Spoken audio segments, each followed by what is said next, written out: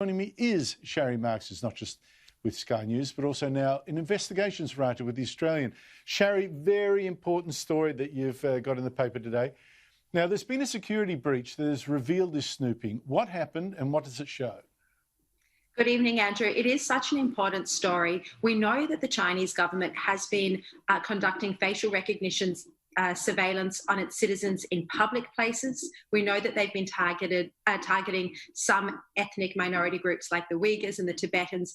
But now what this leak shows is that they've extended it to other regions of China and other minority groups.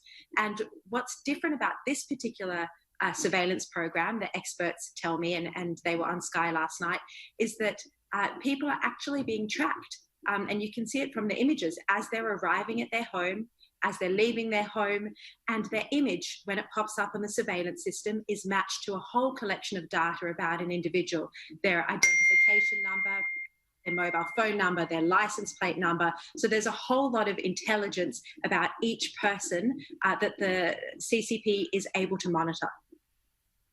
That's just incredible. So this is really advanced stuff, right? Really effective. What sort of effect does it have actually on the people being surveilled? Well, the reports are, and this came to light, the reason we've been able to bring it to light is because Chinese activists have exposed this system. They took it to an international group of cyber security experts who specialise in China, who have been working with me to bring this story to light. They don't just do a data dump, they work with select journalists around the world, and I worked with them on this particular story. But what the Chinese activists are so concerned about is that people are in effect living in homes that have been turned into prisons. They can't have guests over without the authorities knowing about it. And the problem is that the Chinese government is starting to crack down on what religious practices people can perform even within their own home. So home churches is one of the things that the government's cracking down on, and this is a way of monitoring it because they can see who's actually gathering and meeting inside a person's home. The other thing about this system is that when someone's name pops up, it registers whether they are normal or abnormal. And if for whatever reason they're on a blacklist or an abnormal list, the authorities can immediately see where they are and turn up to find out what's going on or to arrest them. Sharri, this is really scary, and what worries me, of course, is that some of this technology, maybe not quite as advanced, but could easily come here too. Initially to fight crime and impose quarantine zones, but thin edge of the wedge. Sharri, I need to ask you about something. Early this year, the ABC's Media Watch attacked you, and I thought extremely unfairly, extremely personally, extremely nastily, over a scoop that you had that suggested this coronavirus could have escaped from a Chinese laboratory in Wuhan, the epicenter of this pandemic.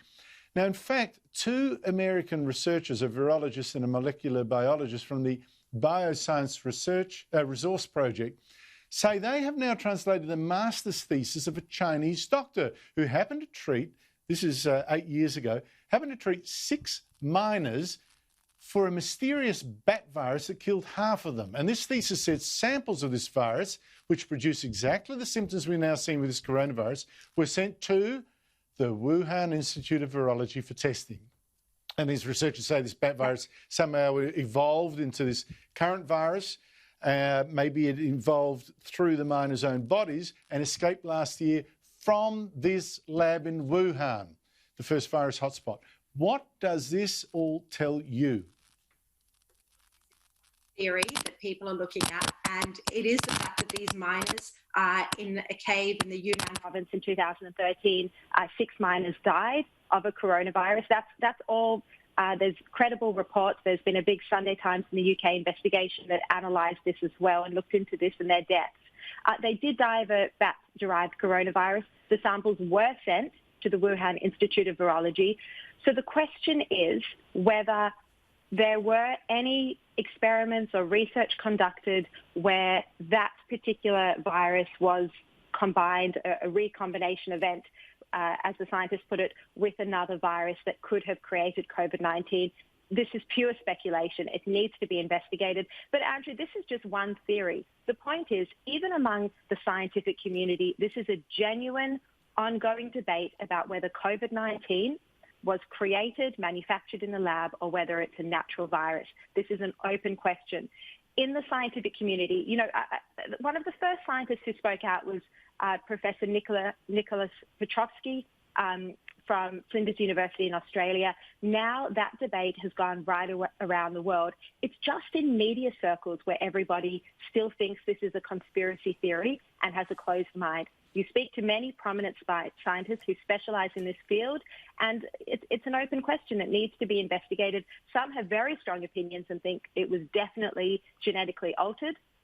But you know, the truth is we don't know the answer, and it's such a pity that from the start this issue was politicised, because it sets the truth even further back. And we know why it was politicised. It was politicised because Donald Trump and the United States came out and said that it was most likely from the laboratory, and so suddenly the left don't want to think that it might have escaped, whereas actually the origins of this virus have nothing to do with ideology and everything to do with the scientific pursuit of the truth.